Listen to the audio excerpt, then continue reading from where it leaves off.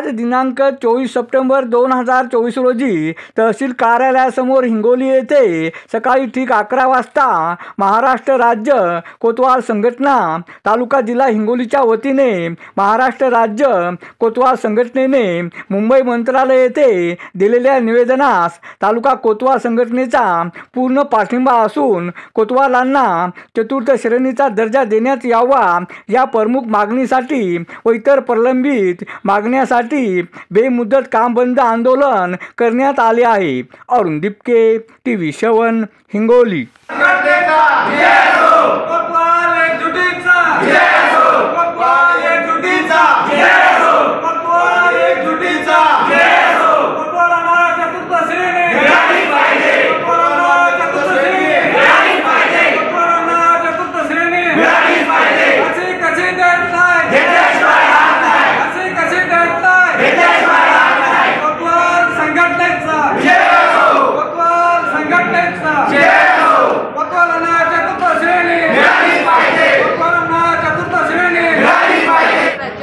कोतवाल संघटनेची चतुर्थ श्रेणीची मागणी ही ब्रिटिश काळापासून चालत आलेली आहे।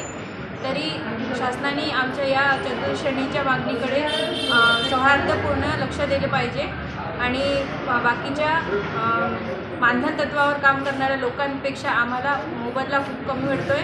त्यामुळे आम्ही 26 सप्टेंबर 2024 रोजी आझाद मैदान मुंबई येथे बेमुदत धरणे आंदोलन करणार आहोत। राज्य कोतवाल संघटनेमार्फत दिनांक 20/9/2024 मंत्रालय स्तरावर माननीय मुख्यमंत्री तथा उपमुख्यमंत्री व महसूल मंत्री यांना निवेदन देण्यात आले होते।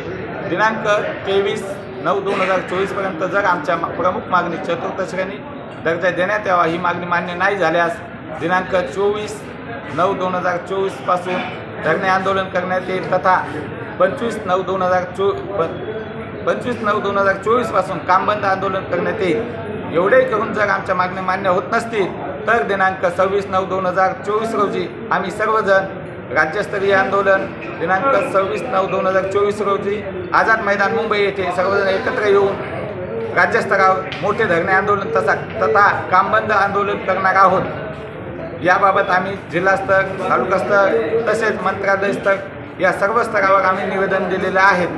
याबाबत माननीय मुख्यमंत्री यांना देखील आम्ही आपले कळमनुरी विधानसभा आमदार माननीय संतोषदादा बांगर यांच्यामार्फत एक भ्रमणध्वनीवरून सूचनासुद्धा दिलेली आहे।